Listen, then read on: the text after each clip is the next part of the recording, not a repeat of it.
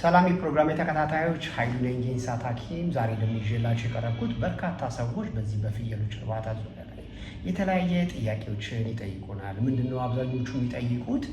በፍየሎች እርባታ ዙሪያ ላይ ውጤታማ እንድንሆን ምን መስራት አለብን?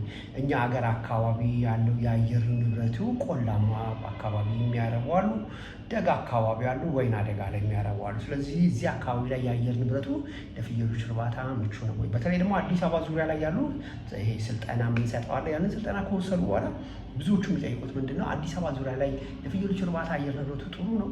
እንዴት አድርገን ማርባት አለብን? መኖንስ እንዴት እናገኛለን?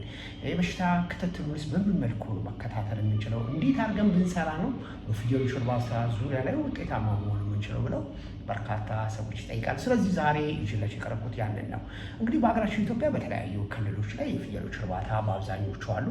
እነዚህን የፍየሎች እርባታ ከገበያ ላይ ሄደን ከገዛም በኋላ ምን ማብላት አለብን? ምን ማጠጣት አለብን? ምግባቸውን በአግባቡ እንዲበሉ፣ ጥሩ ዘሮች እንዲሆኑ፣ ኪሎ በየጊዜው አምጥተው የተሻለ ዋጋ እንዲያወጡልን ምን አይነት የአመጋገብ ስርዓት መከተል አለብን የሚለው በመጀመሪያ የምናየው ነው። እንግዲህ ስንመርጥ ምን መሆን አለበት? የመጀመሪያው የፍየሎችን የምንመርጣቸው ገበያ ላይ ገብተን ጤንነታቸው ጥሩ የሆኑ፣ ሳል የሌለባቸው፣ አፍንጫቸው አካባቢ ንፍጥ የሌለባቸው፣ ሙቀታቸው ከፍ ያላለ፣ እንዲሁም ደግሞ ለተለያዩ ፊታቸው አካባቢ ላይ የተለያዩ ቁስል የሌለባቸው። ለምንድን ነው ፊታቸው አካባቢ ላይ በአብዛኛው ቁስል የሌለባቸው እንላቸው?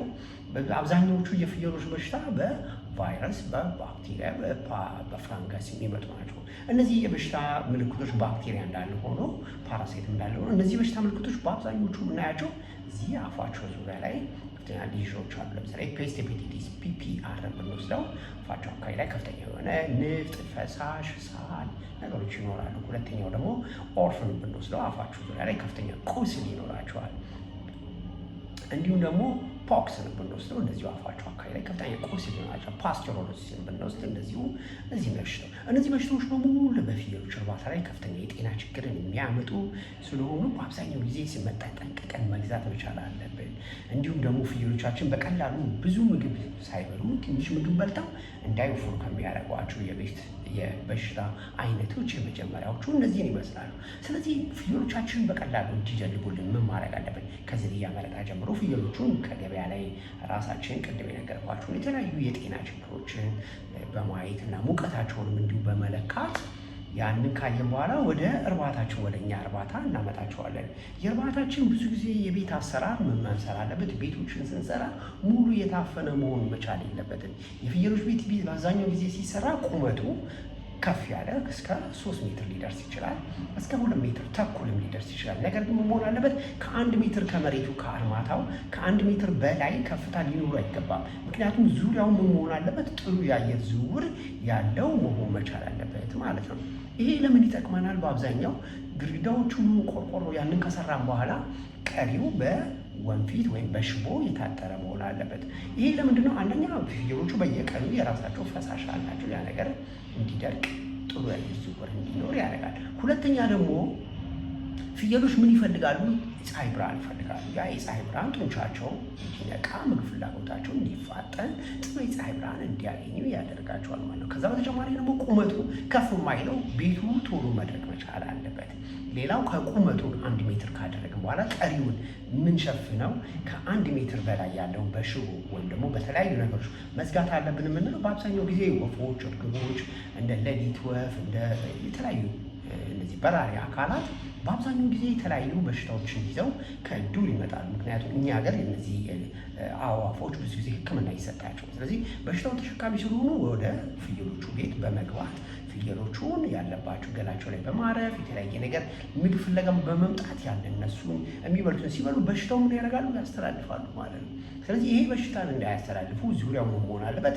ወንፊት መታጠር አለበት ማለት ነው። ይሄ ወንፊት ምን መሆን አለበት? ሁልጊዜ አዕዋፍን የማያስገባ መሆን አለበት። እርግቦችም እዛ አካባቢ ላይ ሊመጡ ካሉ ከዛ አካባቢ ማራቅ መቻል አለብን። ለምንድን ነው? ብዙውን ጊዜ ለተለያየ በሽታ መተላለፍ ምክንያት ስለሚሆኑ። እንግዲህ እነዚህ ፍየሎች ወደ እርባታችን ካስገባን በኋላ ከገቡበት ቀን ጀምሮ የመጀመሪያ የምንሰራው ምንድን ነው? ምግባቸውን ከሰጠን በኋላ እግራቸውን ከመግባታቸው በፊት ማጽዳት አለብን። እግራቸው ከገበያ ላይ ስለመጡ እግሮቻቸው፣ ፊንገሮቻቸው ዙሪያ ላይ ምን ይኖራል? ጭቃዎች ይኖራሉ። እነዚህ ጭቃዎች በአብዛኛው ጊዜ የተለያየ በሽታ ተሸክመው ከገበያ ላይ ስለገዛ ናቸው ወደ በረት ከመጡ በቀላሉ በሽታውን ሊያስተላልፉብን ስለሚችሉ መጀመሪያ የምናደርገው ወደዛ ከመግባታቸው በፊት መነከሪያ እናዘጋጃለን። ከመነከሪያው ሲወጡ ምን እናደርጋለን? እግራቸውን እናጥባቸዋለን። ማለት እግራቸውን ታጥበው አንዴ ወደ እኛ በረት ከገቡ የእናንተ ናቸው ማለት ነው። ስለዚህ ምግባችሁን ታቀርባላችሁ። ምግባችሁን እንዲበሉ ይደረጋል። የመጀመሪያዎቹ 5-7 ቀን አንዳንድ ጊዜ እስከ 10 ቀን የለመዱትን ምግብ ነው መስጠት መቻል ያለብን። ወይም ደግሞ ለሚቀጥሉት 24 ሰዓት አካባቢ ደረቅ ሳሮችን እንሰጣለን። ከዛ በኋላ ከመጡበት አካባቢ ላይ ይበሉ የነበሩትን ምግብ መስጠት አለብን። አለበለዚያ እኛ ጋር እንደመጡ ቶሎ ምጥን ቶሎ የተለያዩ ነገሮች የምንሰጣቸው ከሆነ ሰውነታችሁ ስላለመደው ለተለያየ ጤና ችግር ይዳረጋሉ። ኪሎ አይጨምሩም። ተቅማጥ ያጠቃቸዋል። ይሄ ተቅማጥ ወለድ በሽታዎች ደግሞ በአብዛኛው ጊዜ የተለያዩ በሽታዎች እንዲመጡና ሰውነታቸው እንዲወርድ ስለሚያደርጓቸው ለነዚህ አይነት በሽታዎች ይጋለጣሉ። ስለዚህ ፍየሎቻችን ምን ማብላት አለብን? በቀን ውስጥ ፍየሎች ኪሎ ጌን እንዲያደርጉ እንዲያመጡ መስጠት አለብን። በአብዛኛው ጊዜ የምንሰጣቸው ምንድን ነው? ኢነርጂ ያላቸው ምግቦች መስጠት አለብን። ፕሮቲን ያላቸው ምግቦች መስጠት አለብን። ቫይታሚን ያላቸው ምግቦች መስጠት አለብን። እነዚህ ኢነርጂ፣ ቫይታሚን፣ ፕሮቲን ያላቸው ብዙ ጊዜ በተለያዩ ቪዲዮ ቻናሌ ላይ በቲክቶክ ቻናሌ ላይ ሀይል ቬት በሚለውና እንስሳት ሕክምናና አያያዝ ዩቱብ ቻናል በሚለው ላይ ገልጬላቸዋለሁ። ስለዚህ እነዚህ ምግቦች ሁልጊዜ መስጠት አለብን። ግን ምን ማድረግ አለብን? ፍየሎች እንደገቡ ወቅት በጣም ኪሎ እንዲጨምሩልን በጣም የተጋነነን ምግብ ማብላት የለብን። ምክንያቱም ይሄ ምንን ያመጣል? ከፍተኛ የሆነ የጋዝ ክምችት በሰውነታቸው ውስጥ እንዲፈጠር ያደርጋል። የጋዝ ክምችት ደግሞ ለሞት ይዳረጋቸዋል። ስለዚህ ሁልጊዜ ምን መጠንቀቅ አለብን? ስናበላቸው በመጠኑ። ይሄ ደግሞ ምን ያመጣል? ጥሩ የምግብ ውህደት በሰውነታቸው ውስጥ እንዲከሰትና ፍየሎቻችን ጤናማ ኪሎ እንዲጨምሩ ያደርጋል። ስለዚህ ሁልጊዜ የፍየሎች እርባታ ላይ ምን መስጠት አለብን? ኢነርጂ ያለው ኢነርጂ የምንላቸው ምንድናቸው? ደረቅ ሳር፣ ሌሎችም ፕሮቲን የምንላቸው ምንድናቸው? አኩሪ አተር፣ ባቄላ። ቫይታሚን የምንላቸው ምንድናቸው? ዘርዘናቸው። እነዚህ ነገሮች በሙሉ ከዘረዘርና በቀን የሚፈለገውን ኪሎ ለነሱ ከሰጠናቸው ፍየሎቻችን በአንድ ጊዜ ይደልባሉ። ግን ፍየሎችን ለማደለብ አጭር ጊዜ መጠቀም የለብንም፣ የጤና ችግር ስለሚያመጣ። ስለዚህ ሁለት ነገር ነው የምንከተለው። የመጀመሪያው እንደገቡ የምንሰጣቸው ለሚቀጥሉት ስንት ቀን? 21 ቀን። ሁለተኛው ደግሞ ከ21 ቀን በኋላ የምንከተለው የአመጋገብ ሂደት አለ ማለት ነው። ሁለተኛው የአመጋገብ ሂደት ላይ ምን መስጠት አለብን? እነዚህ ፍየሎች እኛ የምንፈልገው ከ21 ቀን እስከ 45 ቀን ውስጥ እንዲወጡልን ነው። ስለዚህ እዚህ ላይ ስናበላችሁ ከፍተኛ ጥንቃቄ በደንብ ማድረግ መቻል አለብን። ይህን ጥንቃቄ ካላደረግን ምን ይሆናሉ? ፍየሎቹ ይዘገያሉ፣ እኛ ጋር ብዙ ጊዜ ይቆያሉ። እኛ ጋር ብዙ ጊዜ ሲቆዩ ምን ይሆናሉ? ብዙ ወጪ ይጠይቃሉ። ገበያዎች ያልፉናል። የእኛ ሀገር ገበያ እንደምታውቁት ወቅታዊ ነው። እነዚህ ወቅታዊ ገበያዎች እንዳያልፉ ምን መጠንቀቅ አለብን?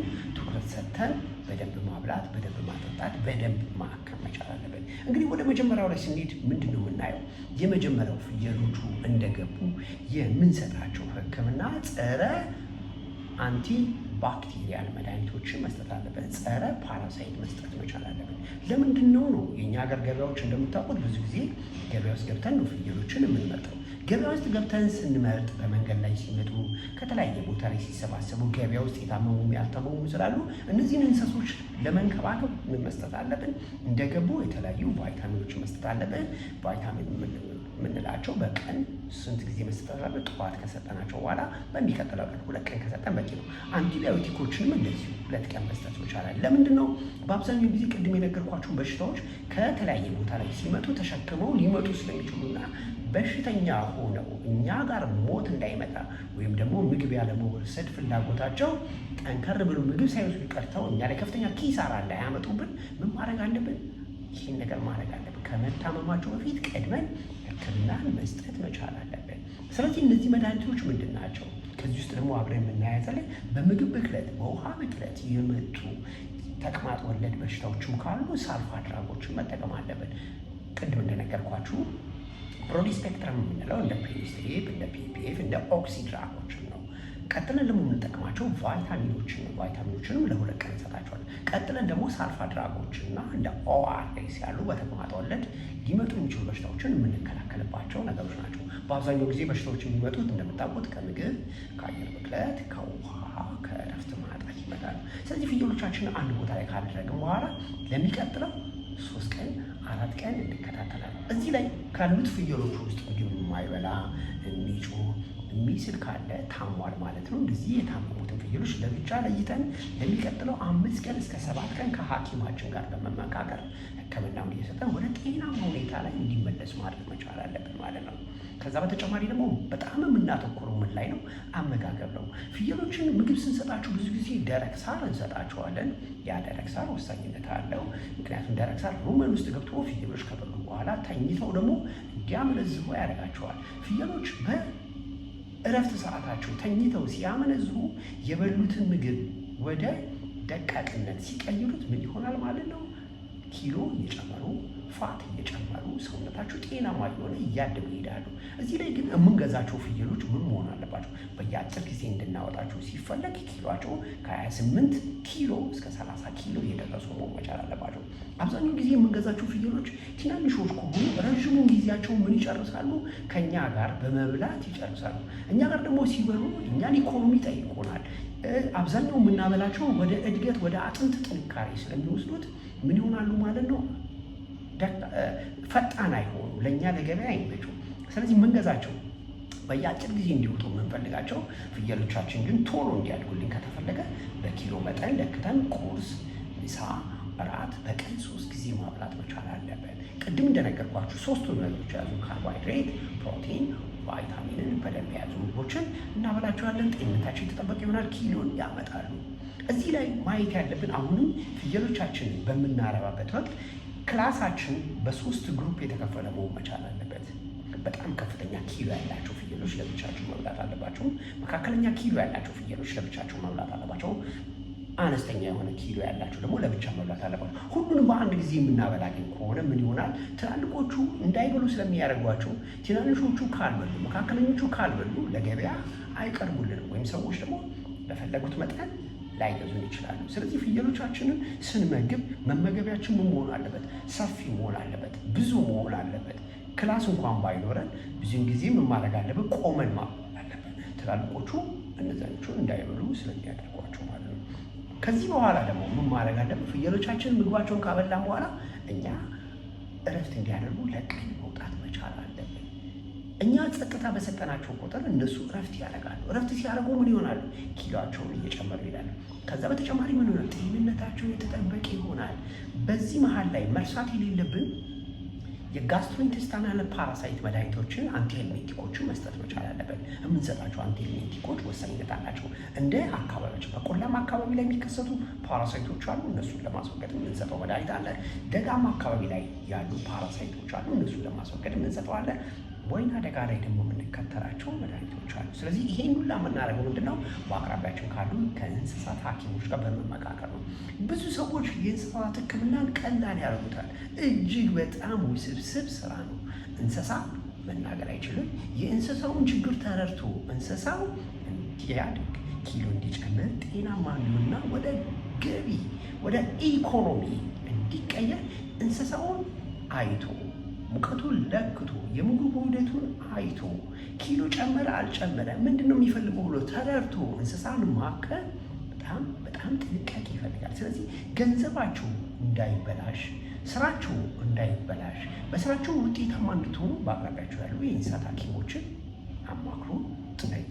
ወደኛ ማዕከል መጥታችሁ ለሚቀጥለው 4 ቀን የሚሰጠውን ስለ ፍየሎች እርባታ ስልጠና ክትትል መሰልጠን ትችላላችሁ። የኛ ስልጠና ለሚቀጥለው 4 ቀን ግን የራሱ ማንዋል አለው። ከዝርያ መረጣ ጀምሮ ሕክምናው እንዴት ይሰጣል፣ መኖ እንዴት ይዘጋጃል፣ ክትባት እንዴት ይሰጣል፣ የትኞቹ መድኃኒት ነው የምንሰጠው ብለን ማወቅ አለብን። ብዙ ሰዎች ፍየሌን ይህን መድኃኒት ሰጠሁት ይህን አደረጉ ይላሉ። ግን ኪሎ ነው መጠኑ ነው መታወቅ አለበት። አዎ የዛ ፓራሳይት ችግሩን ተረድተን ነው መታወቅ አለበት። አለበለዚያ ገንዘባችን ይባክናል። በሁለተኛ ደግሞ እንስሶቹ ያለ ችግራቸው መድኃኒትን ስንሰጣቸው ያንን መድኃኒት ይለማመዱታል። ስለዚህ ምን ያመጣሉ? ለውጥ አያገኙም ማለት ነው። ስለዚህ ከእንስሳው ሐኪም ጋር ስትሰሩ ምን ይሆናል? የእንስሳውን ችግር ትረዳላችሁ፣ በቀላሉ ውጤታማ ትሆናላችሁ። በቀላሉ ደግሞ ፍየሎቻችሁን ለተፈላጊ ሰዎች፣ ለሆቴሎች፣ ለድርጅቶች፣ ዝግጅት ላለባቸው ሰዎች በማቅረብ ስራችሁን ትወዱታላችሁ። ሰዎች ብዙ ጊዜ ጊዜያችንን የምናባክነው ውጤታማ ካልሆን ስራውን እንጠለዋለን። ስለዚህ ስራችንን እንድንወዱ ማድረግ አለብን። በደንብ ጠለቅ ያለ እውቀት ካለው ሰው ጋር ማውራት አለብን። አለበለዚያ ስራውን ቶሎ እንሰለቸዋለን። ስራውን እንዳንሰለቸው ምን ማድረግ አለብን? መረጃዎችን ማወቅ። የት ቦታ ሄጄ መሰልጠን አለብኝ? ከየት አካባቢ ፍየሎች መግዛት አለብኝ? ከቤት አዘገጃጀት ጀምሮ ማን ሊያግዘኝ ይችላል? የቱ ጋር ያሉ የእንስሳት ሐኪሞችን ማማከር አለብኝ? ክትባት እንዴት ይሰጣል? አንድ በሽታ ከመከሰቱ በፊት ምን ያህል ጊዜ ሕክምና ክትትል፣ ክትባት ክትትል፣ አመጋገብ ክትትል ማድረግ አለብን። ምክንያቱም እንስሶቻችንን ምግብ በደንብ ካበላናቸው ለተለያየ በሽታ የመጋለጥ እድላቸው ጠባብ ነው። ምክንያቱም መኖዎች በአብዛኛው ጊዜ ምንን ያመጣሉ? ለበሽታ እንዳይጋለጡ ያደርጋሉ። ወይም ደግሞ በሽታ ቢይዛቸው በሽታን የመከላከል አቅማቸው እንዲጎለበትና ወደ ሞት እንዳይሄዱ ግን ደግሞ በቀላሉ እንዲድኑ ማድረግ እንችላለን። ስለዚህ ይህንና መሰሎችን ሌሎችን ፕሮግራሞች ማወቅ ከፈለጋችሁ ወደኛ ማዕከል መጥታችሁ 2 ቀን 4 ቀን የሚሰጠውን ስልጠና መውሰድ ትችላላችሁ። ኃይሉ ነኝ፣ ዶክተር ኃይሉ የእንስሳት ሐኪም። ፕሮግራም ይጠቅማል ካላችሁ ለጓደኞቻችሁ ሼር አድርጉ። መልካም ጊዜ። አመሰግናለሁ።